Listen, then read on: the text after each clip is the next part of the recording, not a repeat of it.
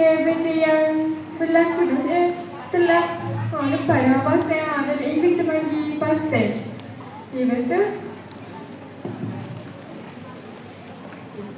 kalau tengok dari nota tu kan kan Puan tu kan Zahaba tu maksud dia telah pergi tu. Maksudnya lepas tu jumpa tak? Besok semula.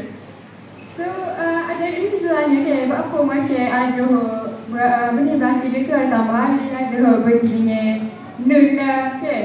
Dia jadi gitu sebab kaya rujuk balik kepada domain tu. Contohnya macam Huma jadi Zahabah sebab Huma kan ada belakang dia. Jadi Zahabah tu pun yang jadi ada Ali juga belakang dia tu. Faham tak? Tolong tu. Nak teh boleh ke? Okey. Kalau Hiyah jadi apa? Okey, terang tengok model. Terang tengok model kan? Kalau Antuma. Okey, betul. Okey, terima kasih. Bismillah, kita beri muka-muka saat bismillah, kita belajar tasrif fi'il mudhari' pula. Ada 3 dah ke? Ada 3 tu? Semangat ke ni? Tak ada. Fi'il mudhari' ni tahu tak fi'il mudhari' ni apa? Apa? Yang telah berlaku? Sedang berlaku dan akan berlaku.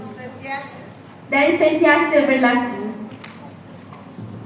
Okey, contohnya macam huwa yaktubu. Fi'il mudhari' ni betul paling mudah sebab kita belajar dalam buku teks tu benda fi'il mudhari'. Tahu kan?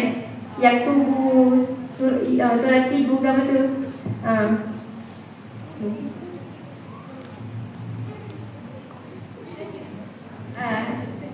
Okey, nak test juga boleh tak? Jangan kata dah. Kalau antuma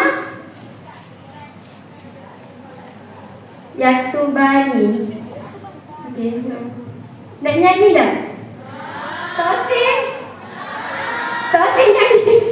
Kenapa ada dia lupa dah. Okey. Nyanyi dah. Bismillahirrahmanirrahim.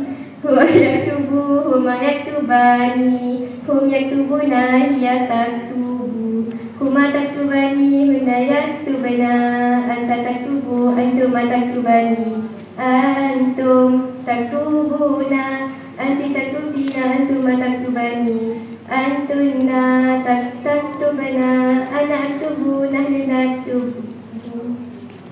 Nakak tak?